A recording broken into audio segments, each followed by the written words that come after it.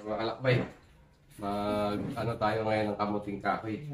Kasi gagawa tayo ng puto. So ganito na yung technique. Ito nalinisan ko na pala ito, naugasan ko na. Yun lang. Nakakamiss yung buhay ng kabataan ng probinsya mga kalakbay. Yung gagawa ng yung ganito na maramihan. Ang lang kasi ito mga kalakbay, pinong-pino kasi yung yung pinaka-ipin ng gayatan.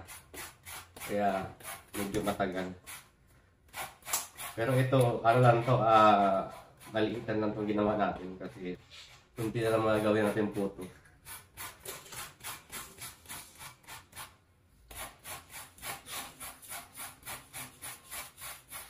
May nag-request kasi, kaya wala daw to sa party. Nag-request kasi si Madam. Kaya, maggagayat tayo ngayon ng kamuting kahoy. Yun lang siya, medyo matagalan talaga. Pero, aray, yung sinaunang magluluto kasi mga kalakbay, kailangan kasi ito ng effort talaga, kaya masarap yung mga luto ng mga nanay natin. Kasi, tiyaga ang punan. Saka pag mainit yung panahon, minsan yung tulo ng pawis, napunta dito. Joke lang.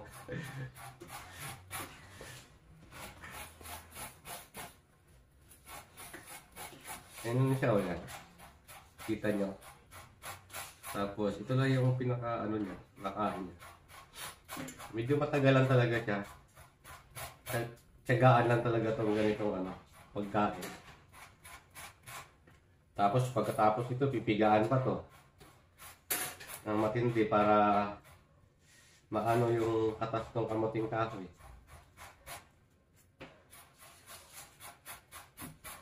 Ito yung mahirap pagka paiksi na Minsan nasasama yung balat balat ng daliri.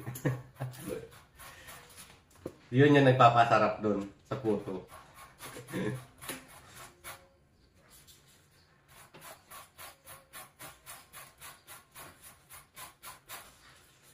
Kakawit din Saan natin kapuhan. May 15 years na rin yata akong hindi nang ganito mga kalakbay. Kasi nung nandito na ako sa Maynila, siyempre wala nang ganito Sa probinsya, madalas to dati. Puto lang yung pagkain, umagahan, tanghalian, tsaka hapunan. Bites na yun. Tapos may tuyo ka, ihawin mo yung tuyo. Ang dabis dun yung inihaw na isda. Tsaka bagoong. Ay, sarap. Ihalo sa puto ng gawa sa kamuting kahoy. Yung puto kasi dito sa Metro Manila mga kalakbay, iba naman yun Sa probinsya, ganito yung puto. Kamuting kahoy lang. Ang masarap to nung may halong nyug at saka asukal. Hindi mo na kailangan ng ulam. Ngayon, pag bibilihin mo yun, mahal na. Baka 40 pesos na isang puto.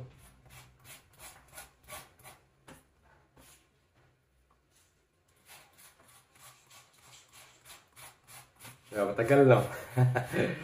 Maliit lang to pero tagal na tapos.